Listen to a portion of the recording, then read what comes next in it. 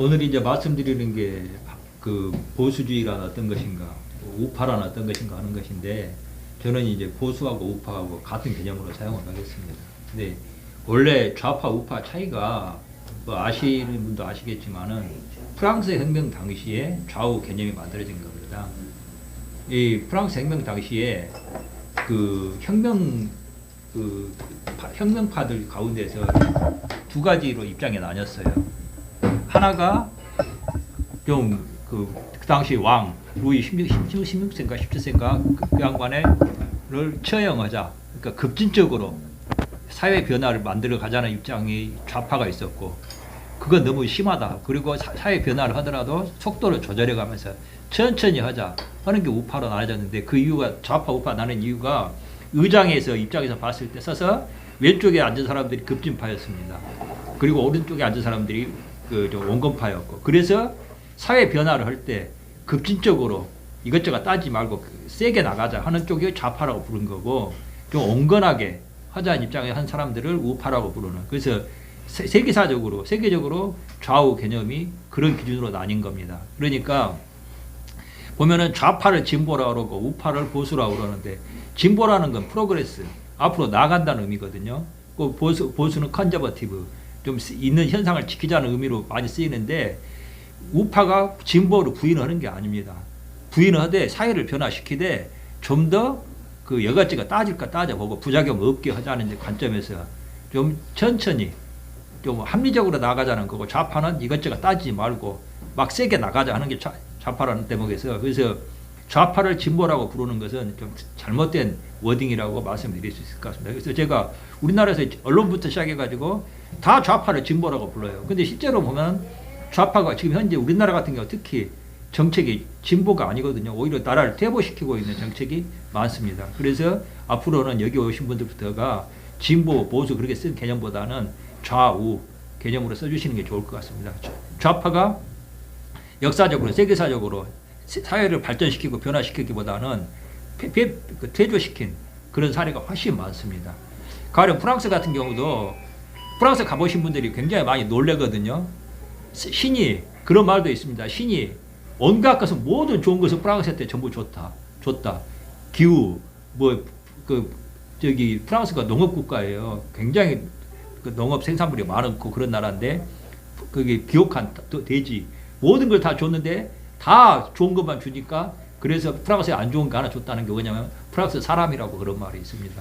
그 정도로 프랑스 이야기는 왜 말씀드리냐면, 프랑스가 그만큼 굉장히 강대국이었고 뛰어난 나라였어. 근데 이게 언제부터 뒤집혀졌냐면, 프랑스 혁명 이후로 영국하고 프랑스가 굉장히 서로 라이벌이고 싫어하잖아요. 근데 프랑스 혁명 이전까지 프랑스 국력이 영국을 앞섰습니다. 근데 그 뒤로 뒤집혀지기 시작해가지고 지금까지 단 한 번도 프랑스가 영국을 국력에서 뒤집은 적이 없다고 이야기를 합니다. 이것만 봐도 소위 말해서 폭력혁명이나 좌파 노선이 그 나라를 어떻게 만드는가 하는 걸 알 수가 있거든요. 프랑스 국가 들어보시면 좀 굉장히 소름이 끼칩니다. 라 마르세이즈라고 그래가지고 지금도 좌파들이 그 노래 좋아하는데, 저기 막 그 피를 흘리고 막 그런 내용이에요. 아주 그런 나라가 과연 이렇게 발전할 수 있는 건가? 그렇게 좋은 조건을 다 가지고 있는 나라인데도. 하나의 예를 좀 말씀드리는 거고요. 그래서 이제 그 우파 보수주의의 관점이 어떤 것 원칙에 근거하고 있는가 하는 걸 말씀드리겠습니다. 첫째, 인간관. 인간이라는 게 어떤 존재인가 하는 것에 대해서 차이가 있어요. 좌파는 어떤 입장이냐면은 인간은 완벽할 수 있다 하는 관점입니다. 근데 이제 사실은 보면은 그런 말이 있잖아요.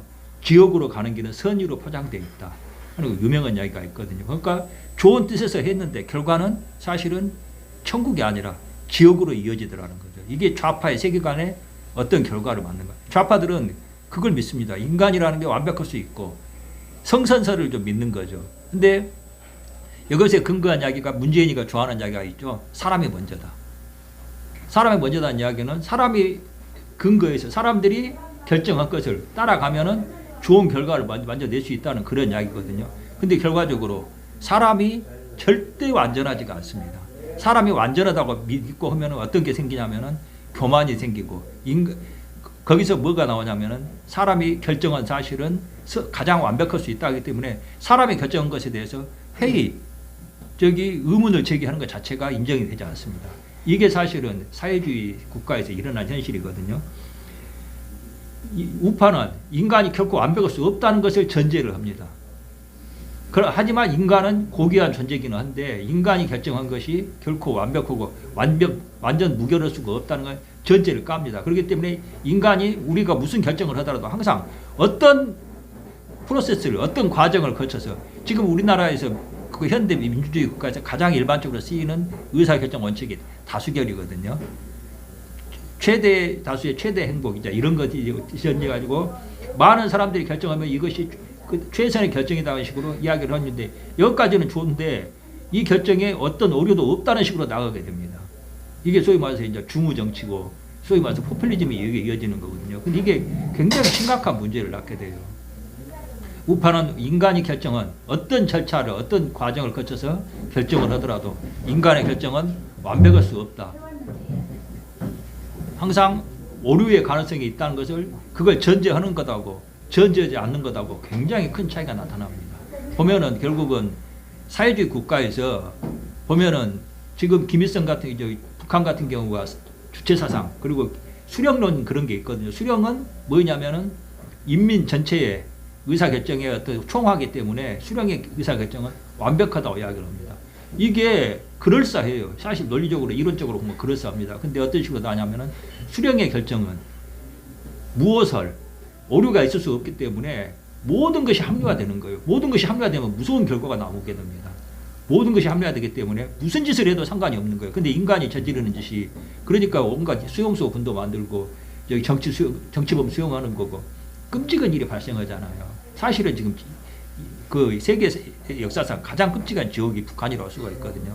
그것도 마찬가지로 인간이 완벽하다는 주체사상 이야기하는데 그게 사실 인간론이에요. 인간이 완벽하다. 인간이 최고다. 인간이 사람이 먼저다. 그 논리입니다. 이어지는 이야기의 표현만 좀 달라지고 있을 뿐이지. 그래서 우파는 근데 그게 아니라 인간은 완벽할 수 없다.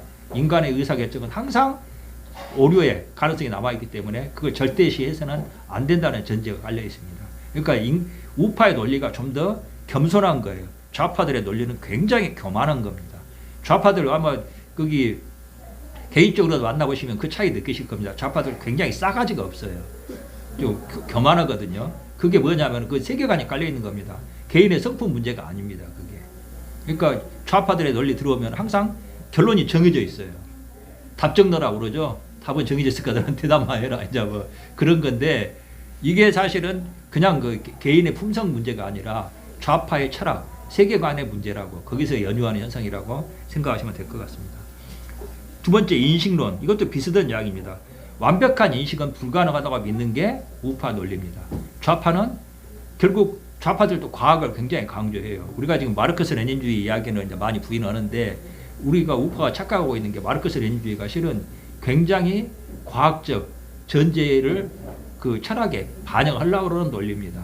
그러니까 과학의 논리에 따르면은 완벽한 논리의 결론에 이를 수 있다는 게 좌파의 입장이거든요. 근데 좌파들이 모르고 알면서도 인정 안 하는 게 뭐냐면은 과학은 항상 다음 이론이 있지 않습니까? 새로운 연구에서 부인될 수 있는 게 저기 과학의 논리의 입장이거든요. 그러면 과학도 언제든지 이 과학적 결론이 부정될 수 있고 새로운 연구에 의해서 부정될 수 있어야 되는 건데 그것에 근거를 둔 좌파 이론은 뭐냐면은 답이 정해져 있다고 믿습니다. 그래가지고 지금 좌파 이론은 이 세계가 움직이는 법칙이 정해져 있다고 믿어요. 그게 마르크스 레닌주의거든요. 마르크스 레닌주의는 이제 저도 좌파 출신입니다만은 이 세계가 움직이는 법칙이 정해져 있고 그래서 세계가 가는 결론이 정해져 있다고 믿습니다. 그러니까 여기에 대해서 그 이론, 일체의 이론이 있지 않습니까? 이게 허용이 안 되는 거예요. 이게 굉장히 좀 무서운 현상이 나타난다고 보거든요. 그래서 이 좌파는 이성의 힘으로 완벽한 결론, 인식이 가능하다고 믿는데 우파는 그렇지 않다. 인식이라는 것은 그러니까 인식이라는 우리가 이제 세계를 바라보는 관점 이것을 말하는 건데 이것은 항상 한계가 있다. 오류가 있다기보다는 한계가 있다고 보는 겁니다. 지금도 사실은 그래서 약간 우파의 어떤 우리나라 우파 진영에 기독교 진영이 많잖아요. 그것도 그 이유가 있는 겁니다. 기독교 이 세계관은 인간이 기본적으로 원죄를 가진 존재.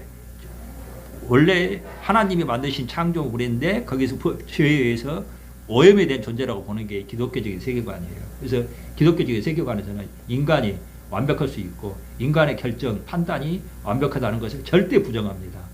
그래서 이런 세계관에 의해서 좌파하고 본질적으로 대립할 수밖에 없는 게 기독교 세계관이라고, 그래서 그런 측면이 이제 어떤 철학의 차이라는 게, 세계관의 차이라는 걸 말씀드리고 싶습니다. 그리고 그 좌파는 민주주의를 이게 절대선이라고 믿습니다. 민주주의는 결국 다른 말로 하면은 다수결주의잖아요. 숫자가 많으면은 이것을 절대화합니다. 근데 그거 아시는지 모르겠는데 유대교에서는 만장일치 어떤 논의를 의사결정을 할 때 만장일치로 결정을 하잖아요. 그러면 그 결정을 잘못했다고 취소를 한다고 합니다. 그거 이게 굉장히 저는 어떤 그 경험에 쌓인 지혜라고 보거든요. 근데 우리나라 좌파들의 민주주의는 단 한 표라도 많으면 이것이 절대시하고 이것을 해서 절대적으로 관철을 시키는 거거든요. 굉장히 위험한 거예요. 그러면은 이 우리나라가 지금 좌파들이 근거하고 있는 게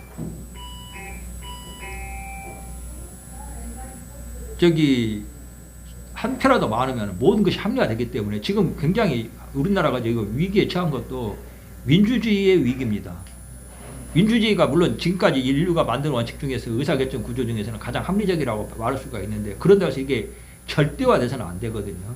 근데 지금 대한민국이 이번에 우리 총선 결과가 참 굉장히 충격적입니다만은, 만약에 좀만 더 나갔으면 200석 됐으면 당장 대통령 탄핵하고, 대통령 탄핵이 뿐만 아니라 아마 개헌까지도 좀 추진을 했을 거예요. 개헌 추진한다는 게 다른 게 아니라 레짐 체인지 한다는 이야기거든요. 대한민국 체제를 바꾸는 그런 시도를 했을 것 같은데, 이게 민주주의에 의해서 합리화되고 있는 거거든요. 지금 대한민국의 정체성은 민주공화국이라고 그러잖아요. 공화국이라는 건 뭘 말하냐면은 본질적으로 다양한 세력과 계급이 동시에 지배한다는 의미입니다. 근데 이거 공화정의 원칙을 뭘로 무너뜨릴 수 있냐면은 민주주의 원칙에서 부지정할 수가 있습니다. 민주주의로 다른 모든 계급이나 세력은 때려 부수고 독재를 할 수가 있다는 이야기거든요. 이게 소위 말해서 민주주의의 그 한계, 위험성을 말하는 겁니다. 그걸 제어를 할 수 있는 게 공화정이거든요. 그래서 대한민국은 민주공화국이라고 되어 있습니다. 그러니까 원래부터가 민주주의만으로 모든 결정을 하는 게 아니고 공화정의 원칙이 들어가 있는 겁니다. 근데 지금 좌파들은 그걸 잘 인정을 하지 않아요. 그러니까 자유민주주의, 원래 자유민주주의라고 되어 있는 것도 마찬가지예요. 민주주의가 자유주의 원칙에서 제어가 돼야 된다고 말하는 건데, 그걸 부정하고 민주주의가 잘못하면은 자유주의하고 완전히 대립되는 원칙이 될 수가 있습니다. 자유주의라는 것은 선택의 자유, 이걸 말하는 건데, 민주주의는 그것을 짓밟을 수가 있게끔 되어 있는 거죠. 그래서 좌파들이 자유민주주의에서 자유를 빼자고 그 개헌안을 추진했잖아요.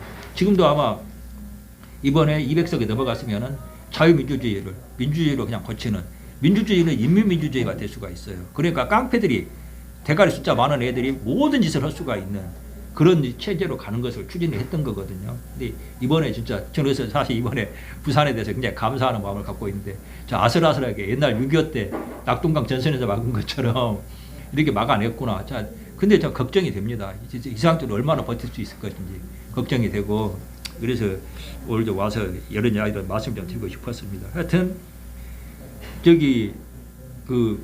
민주주의가 중우 정치로 가는, 중우 정치는 과거 몇천 년 전에 그리스 철학자 플라톤부터가 이것에 대해서는 굉장히 우려를 했거든요. 그래서 플라톤은 철인 정치, 머리 숫자가 많은 게 장땡이 아니다.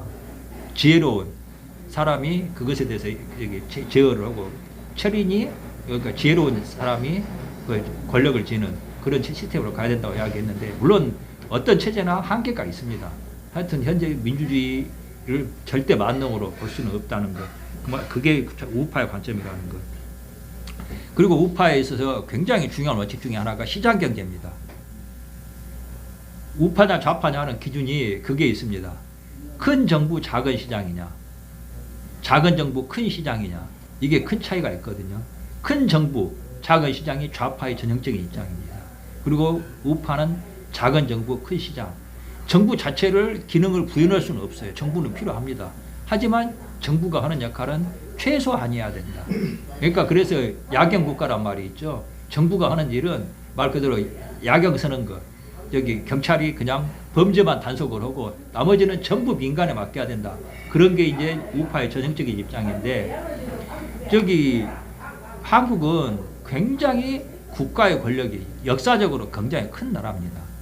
그래가지고 중앙 집권적이고 이런 부분이 있거든요. 근데 이게 어느 선에서 그치는 게 아니라 지금 대한민국에 굉장히 심각한 문제가 점점 큰 정부, 비대화되고 있습니다.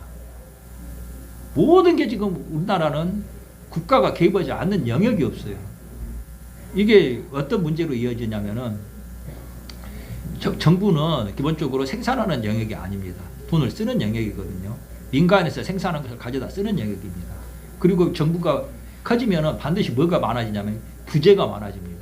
공무원 하는 역할이 기본적으로 규제예요. 규제가 많아지면은 민간의 자율이 항상 위축이 됩니다. 한국의 제일 큰 문제가 민간 자율 영역이 거의 없다는 거.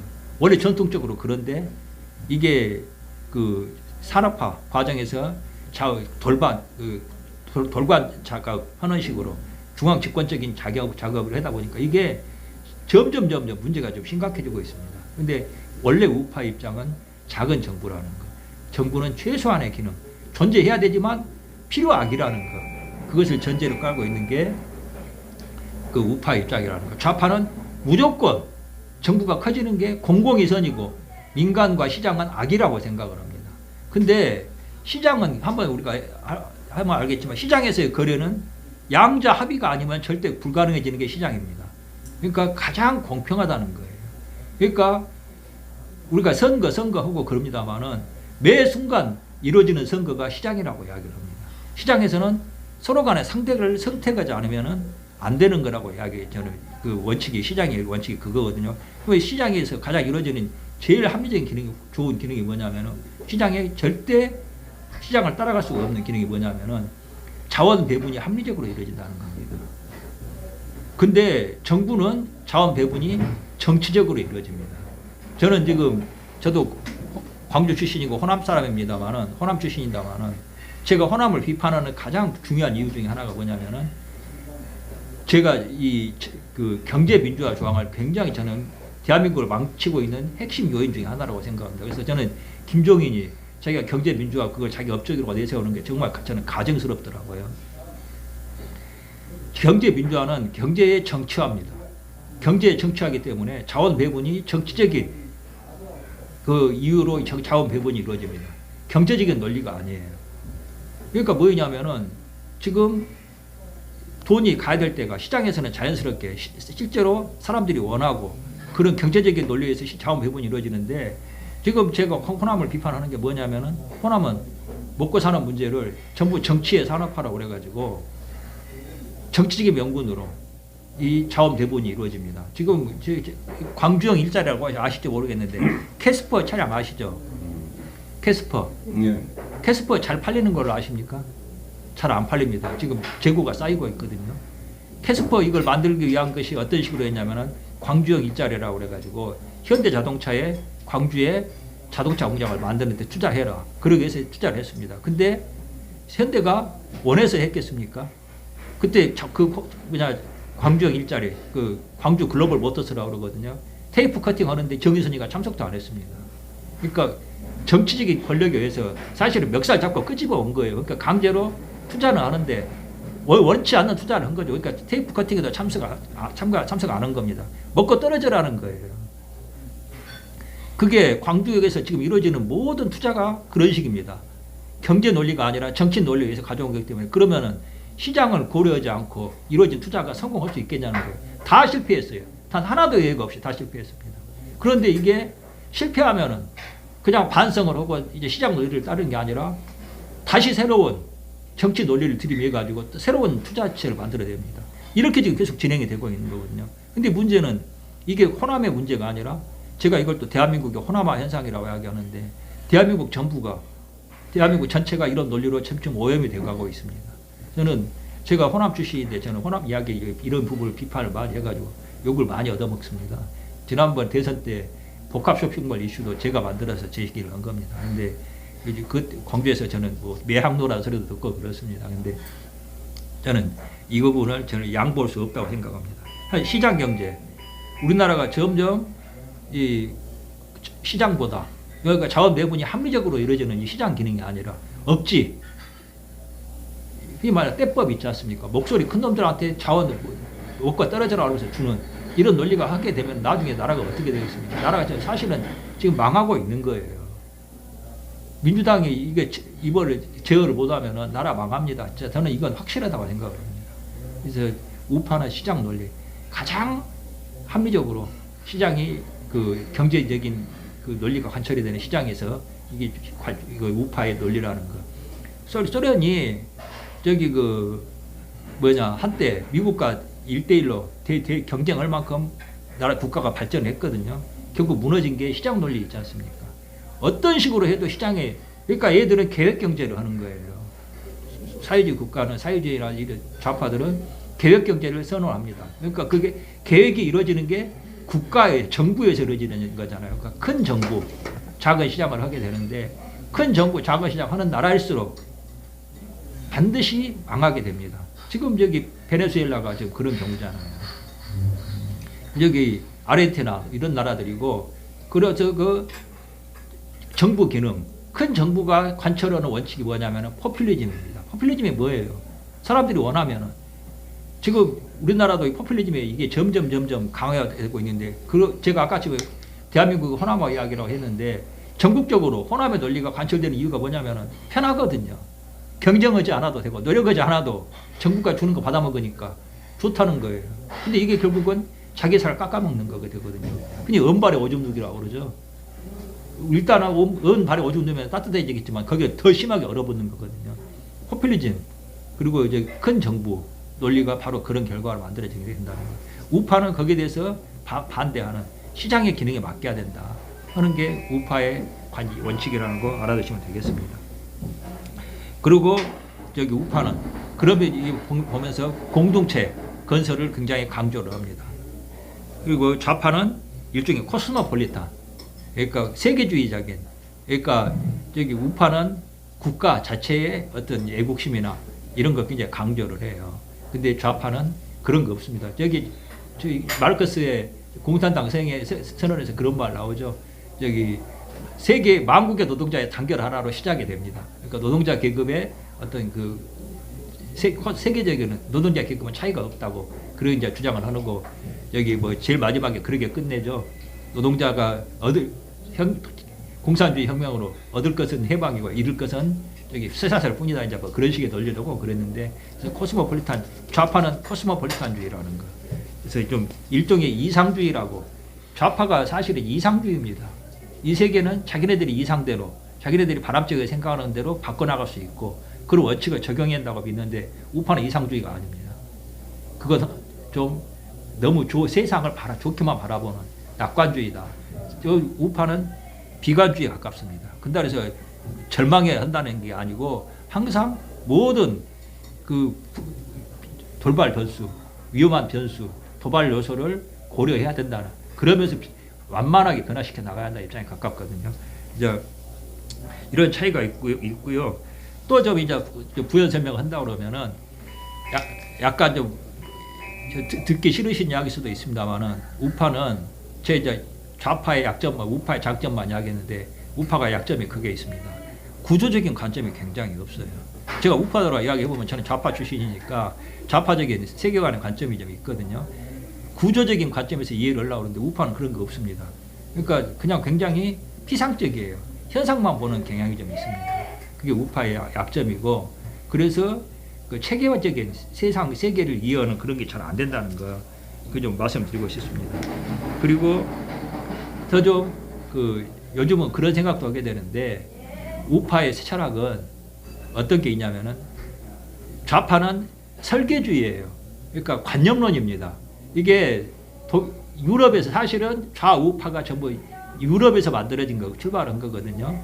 근데 좌파는 대륙식이에요. 그러니까 독일, 프랑스, 아까 프랑스 얘기 들었습니다. 독일, 프랑스 어떤 관념론입니다. 관념론이라는 게 뭐냐면은 이 세상을 인간의 이성으로 해석할 수 있고 인간의 이성으로 이 세상을 완벽하게 해석할 수 있다면 뭐가 나왔냐면 인간의 이성으로 이 세상을 합리적으로 재설계할 수 있다는 논리로 가게 됩니다. 이 세상을 자기들 인간의 이성으로 뜯어 고칠 수 있고 그게 성공할 수 있다고 믿는 게 소위 말해서 좌파 이론이거든요. 그게 대륙식 관념론에서 출발한 겁니다. 그러니까 뭐냐면은 장점이 있어요. 대륙식 여기 관념론이. 이 세계를 딱 단순한 몇 가지 이론으로 설명할 수가 있습니다. 그리고 거기서 뭐가 나오냐면은 혁명론이 나옵니다.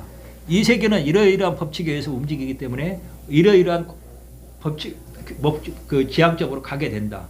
이 세계가 어떤 가는 방향이 정해져 있다. 그런 입장이에요.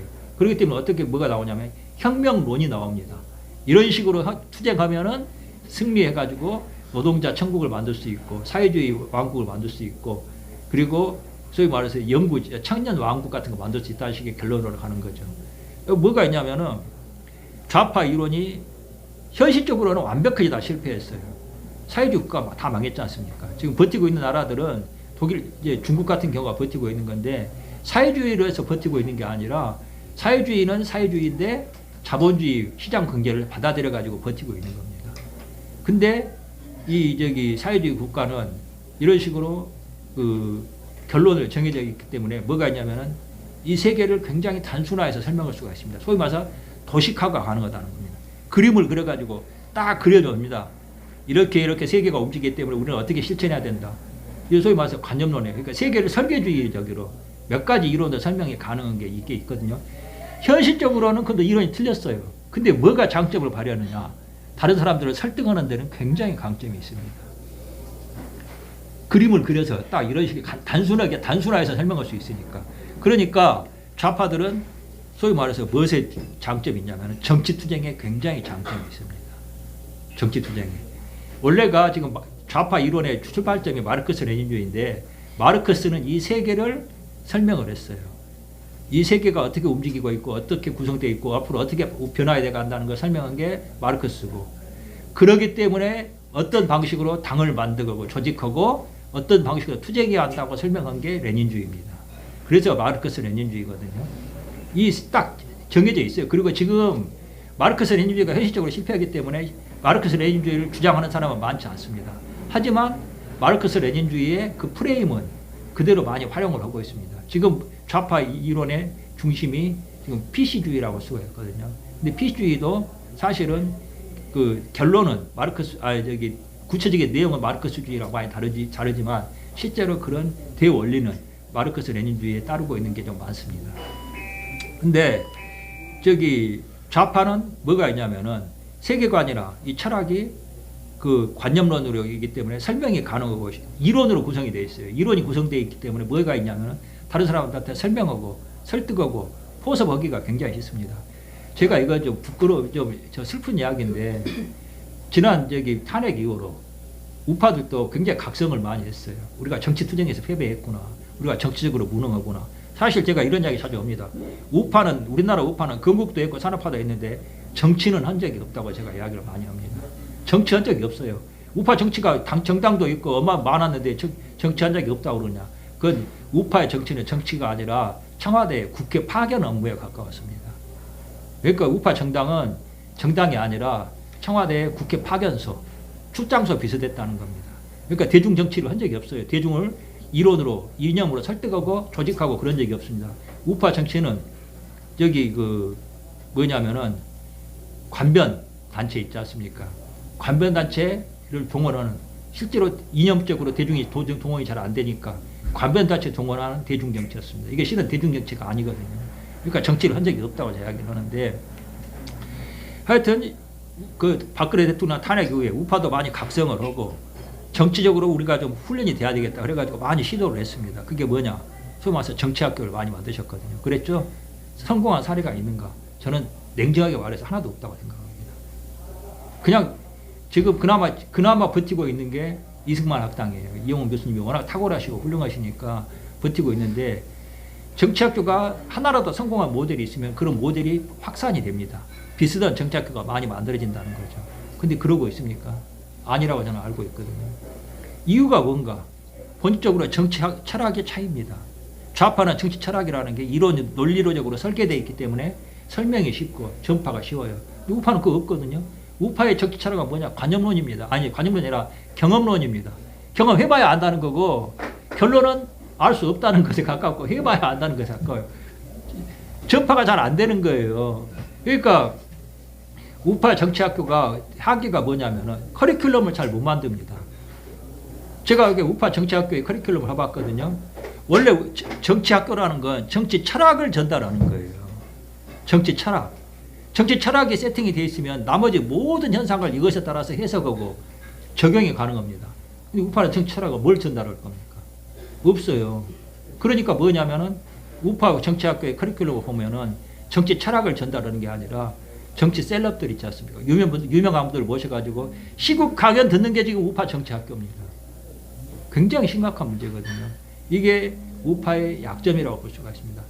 실제로는 이 세계를 훨씬 더 잘 해석하고 거기에 적용하는 게 우파 철학인데 그걸 전달하는 것은 굉장히 한계가 있다는 거예요. 그래서 좌파 정치학교는 뭐냐면은 정해진 커리큘럼 이걸 가지고 조금씩만 변화시키면서 계속 갑니다.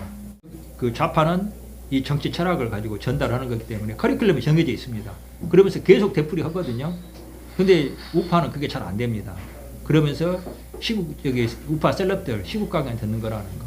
그러니까 좌파 정치학교는 이런 고정된 시설에 모아놓고 고정된 기간 동안, 정해진 기간 동안 주입식 교육이 가능합니다. 근데 우파가 그게 되는가? 시도를 많이 하신 걸로 알고 있는데 안 되는 걸로, 잘 안 되는 걸로 알고 있습니다. 그래서 우리는 우파 정치학교는 좌파와 다른 방향으로 시도를 해야 된다. 근데 우파 정치학교가 계속 좌파들 흉내를 내고 있어요. 그래서 저는 이 대목은 이것도 좌우 정치 철학의 차이다 하는 것을 좀 말씀드리고 싶고요. 이제 좀 더 짤막짤막하게 좌우의 어떤 차이를 말씀드리고 싶습니다. 좌파는 집단주의입니다. 그리고 우파는 개인주의입니다. 우리나라에서 굉장히 오해가 있는데 개인주의를 이기주의로 오해를 해요. 근데 이기주의가 아닙니다. 개인주의라는 것은 개인에게 모든 책임이 돌아간다는 이야기입니다. 그러니까 주체성이 오히려 강조가 되는 거예요. 중국이 굉장히 중요한 특징 중에 하나가 도덕성이 없는 나라입니다. 어떤 도덕성도 없어요. 그래서 저는 중국인들의 특징이 명예가 없다는 거라고 생각하거든요. 명예가 없다는 게 왜 명예가 없는가? 자기 행동에 대해서 자기가 책임지지 않기 때문에 그렇습니다. 그러니까 무슨 짓을 해도 집단에 묻히면은 무슨 짓을 해도 개 같은 짓을 해도 다 묻히는 거예요. 그게 집단주의가 전체주의거든요. 집단주의가 구조화되면 전체주의로 갑니다. 근데 우파는 철저한 개인주의입니다. 네 행동은 네가 책임져라. 네가 하는 행동에 대해서 네가 책임져라. 잘해도 그 대가를 네가 받고 못해도 네가 대가를 받는다는 거거든요. 공짜는 없다는 원리가 우파입니다. 좌파는 공짜가 좋다는 게 최고 지고지선이라는 게 좌파의 원리예요. 중국이 축구 못한다고 그러죠. 왜 그런지 아세요? 물론 이제 여러 저기 뭡니까? 관시라고도 하기도 하고 그런 이유도 있습니다만 저는 기본적으로 집단주의 때문이라고 생각합니다. 개인이 있어야지 자기 책임이 있고 자기 책임이 있어야지 진정한 팀워크가 만들어집니다. 근데 집단주의, 전체주의 속에서는 개인의 책임이 없기 때문에 진정한 팀워크도 안 만들어집니다. 아니 생각해 보세요. 10억이 넘는 인구에서 축구 대표팀을 모았는데 한국보다 못하잖아요. 그리고 이제 시장 그거 말씀드렸고, 예, 우파는 자유입니다. 하지만 그러니까 자유, 이것은 선택의 자유라는 이야기를 해요. 우리나라에서는 참 자유라는 개념이 이해가 잘 안 되는데 자유는 시장의 기능이기도 하고 시장에서는 누구든지 자기가 선택할 수 있잖아요. 무엇이든지 선택할 수 있고 이것에 대한 자기 책임인 거고 그 권리고 이런 거거든요. 그리고 유연해지고 가능성이 넓어집니다. 근데 좌파들은 자유를 기본적으로 부정합니다. 그 자유가 뭐하고 연결이 되냐면은 명예하고 연결이 됩니다. 우리나라에서 가장 없는 게 저는 명예라고 생각합니다. 우리나라에서 명예라는 말을 거의 쓰는 사람이 없어요. 우리나라에서 명예라는 개념은 입신 출세하는 걸 명예로 많이 생각하는데 명예하고는 완전히 다른 개념입니다. 한국에 제일 없는 개념이 명예예요. 근데 평등에서는 명예라는 게 있을 수가 없는 거죠. 자기 책임이 없으니까. 우리나라에서 또 이 오해가 되는 개념이 노블리스 오블리주 있잖아요. 노블리스 오블리주가 우리나라에서 뭘로 이야기되어 있냐면은 돈 많은 사람 거 뺏어가지고 가난한 사람 나눠주는 거 노블리스 오블리주라고 생각을 해요. 근데 노블리스 오블리주는 그런 개념이 아닙니다. 원래가 이 나라가 내 나라기 때문에 내가 책임진다는 개념이 노블리스 오블리주예요. 그 출발점이 뭐냐면은 그리스 시대에 에서 출발한 겁니다. 뭐냐면 그리스의 군대가 뭐냐면은 중무장 보병이에요. 중무장 보병은 어떤 거냐면은 중무장 보병까지만 이야기하는데 그리스에서 군대는 자기가 스스로 자기 돈으로 무장할 수 있는 사람들이 나가는 게 군인입니다. 그러니까 거기 그리스에서 노예나 무상 계급은 군대에 가고 싶어서 갈 수가 없었어요. 그렇게 내 나라, 이 나라는 내 나라니까 내가 책임진다 하는 것에 그래서 내가 내 돈으로 무장하고 내가 나가서 싸운다 하는 게 서구의 기본 정신입니다. 그래서 지금 우리나라 진짜 부끄러운 게 저기 6.25 때 있지 않습니까? 미군은 장의성 아들, 상원 의원 아들들 이런 사람들이 와서 죽은 사람이 많아요. 우리나라에서는 단 한 사람도 없습니다. 그러니까 이게 뭐냐면은 서양의 전통에서는 군인으로 나가 싸우는 게 명예인 거예요. 왜냐? 자기가 이 나라의 주인이라는 증거니까. 그러니까 아까 아침에도 이튼 스쿨 이야기 나왔습니다만 영국의 이튼 스쿨 거기에 보면은 가장 그 학교의 출신으로 나가서 전사한 사람들 그 이름이 다 새겨져 있다고 합니다. 그리고 가서 이야기도 들은 이야기입니다만은 가서 1940 몇 년부터 이튼 스쿨 출신의 그 수상과 강요들 명단이 있는데 1930 몇 년부터 50 몇 년까지인가가 저기 그 기간 동안에 하여튼 기간은 정확히 기억이 안 납니다만은 수상과 강요를 한 명도 못 낸 시기가 있대요. 그 시기가 무슨 시기냐? 바로 2차 대전 때, 1차 대전, 2차 대전 때 이튼 스쿨 출신들이 나가서 다 죽어버리니까 전사를 했으니까 그 학교 출신 수상과 강요들이 안 나오는 거예요. 근데 그때가 가장 이튼 스쿨이 명예로운 시기라고 자랑을 한답니다. 이게 차이거든요. 이게 우파의 정신입니다. 근데 우리나라가는 거기서 명예가 나오는 거거든요. 근데 한국은 명예가 없습니다. 좀 이런 말씀 죄송했는데 정말로 천박한 나라입니다. 잘 먹고 잘 사는 게 명예라고는 차마 말 못하고 인생의 가치예요. 그게 바로 우파와 좌파의 차이라는 걸 말씀드리고 싶습니다. 예, 그리고 이 자유 속에서 선택의 다양화 이게 나오는 거고 저기 바로 경제 성장도 사실 여기서 가능하다는 거.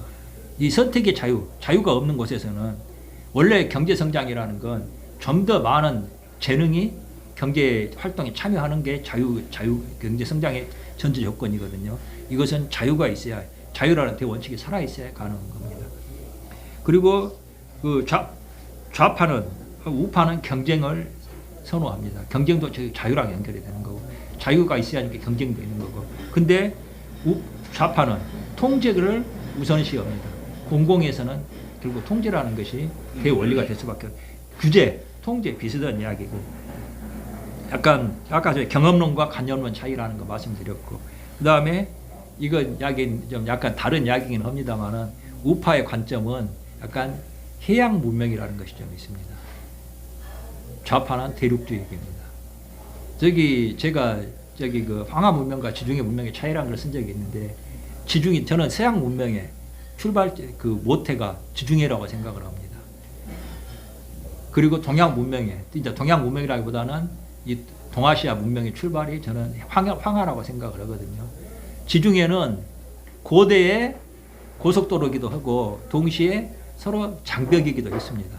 그래가지고 그 계약 문화가 발달하고 저는 직업적으로 보면은 군인과 상인이 비슷한 계급이라고 생각을 합니다. 본질적으로 같은 계급이라는 거죠. 군인하고 상인.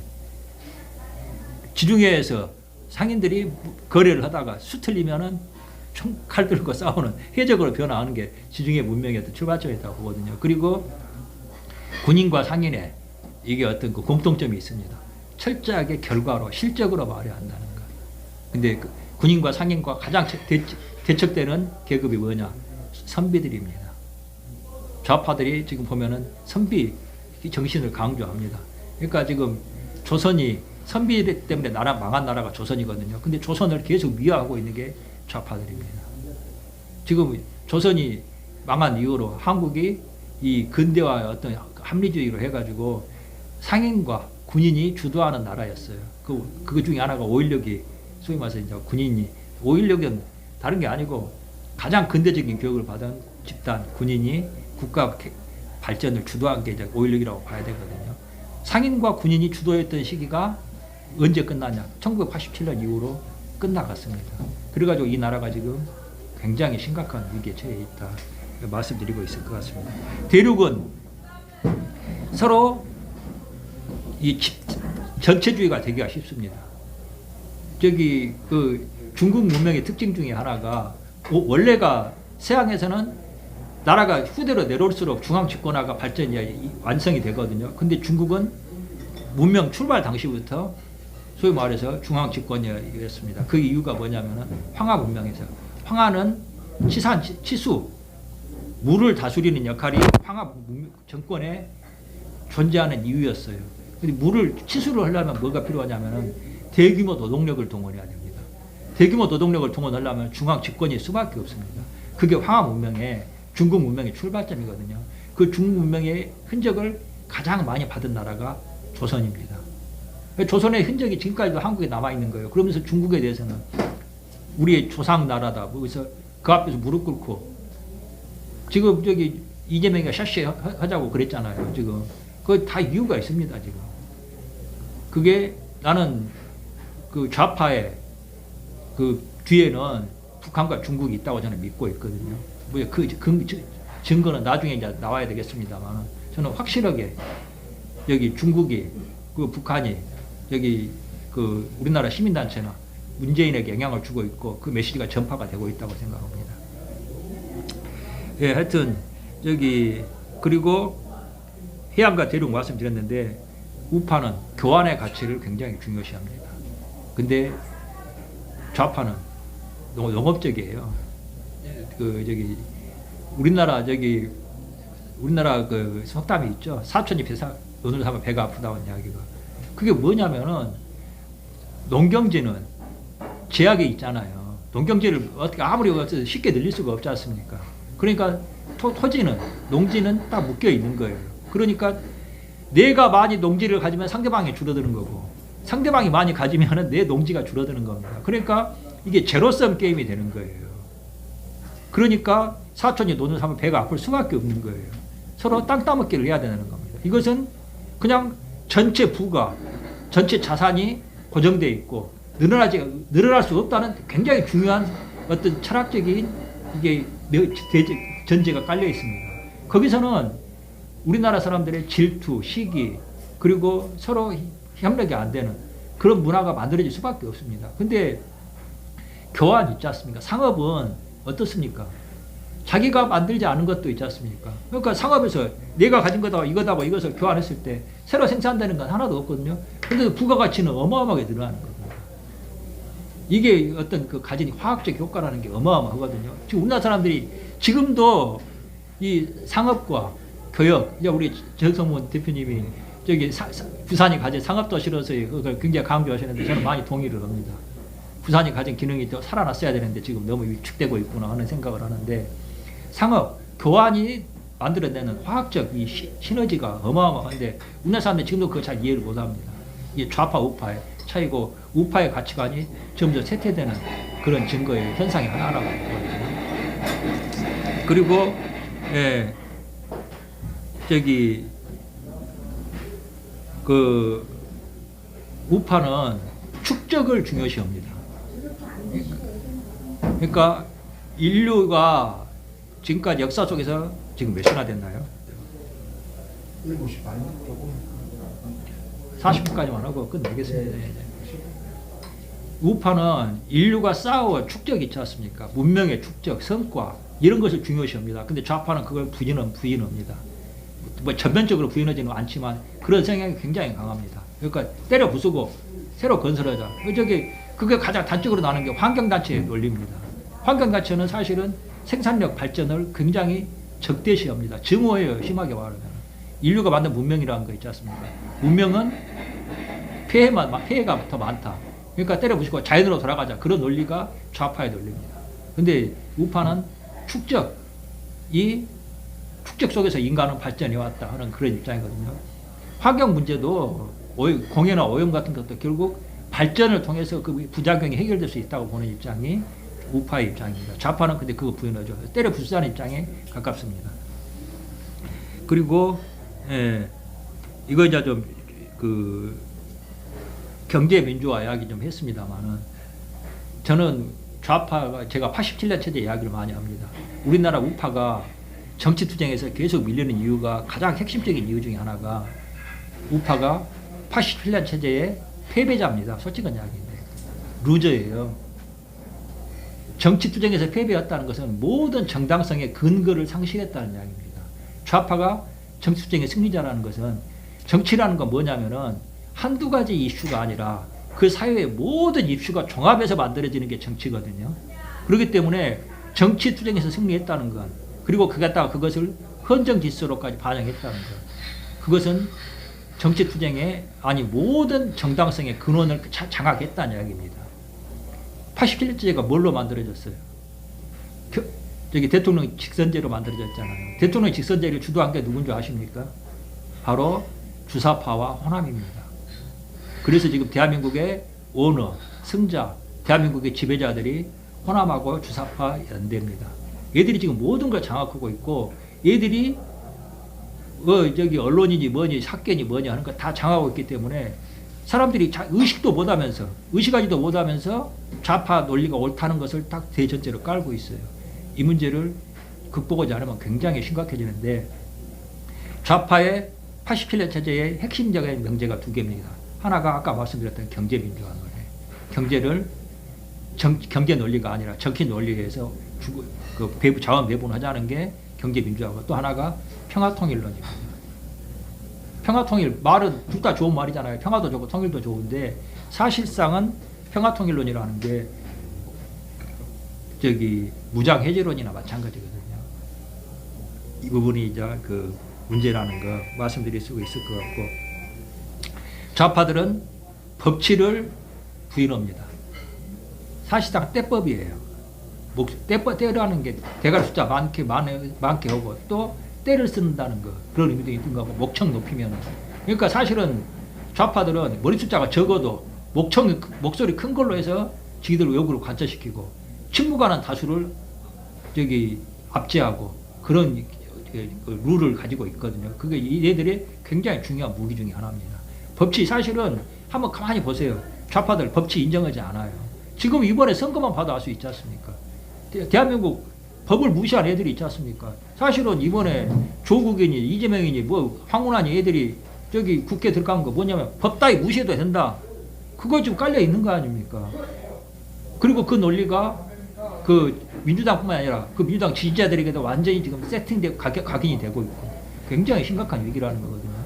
아까도 말씀드렸습니다만 다수결을 제어할 수 있는 게 공화정이고 공화정이 법치예요. 법에 의해서 막아야 됩니다. 근데 이제는 사실상 법이 무너지고 있다. 좌파들의 패권에 의해서 지금 그런 상황이라고 봅니다. 근데 우파는 법에 의해서 어떤 절차를 지켜서 의사결정이 이루어져야 한다는 겁니다. 그 차이가 있는 거 보고요.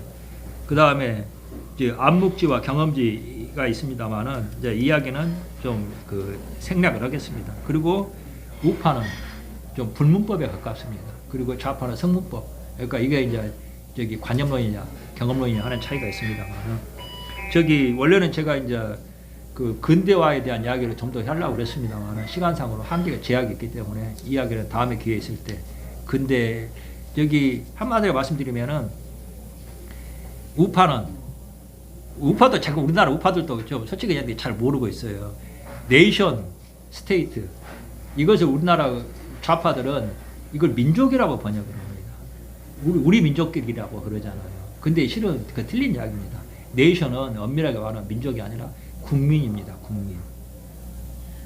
물론 네이션에가 민족이라는 그런 의미도 있습니다. 하지만 민족이라는 의미가 진짜 그게 세계사적인 의미를 갖는 것은 근대 이후에 민족이라 네이션은 유전적인 우리나라가 지금 이해하고 있는 민족 개념이 그거잖아요. 유전적인 그리고 문화적인 동질성에 의해서 민족이 규정된다고 생각하잖아요. 그러게 보면 당연하게 북한도 한 민족이거든요.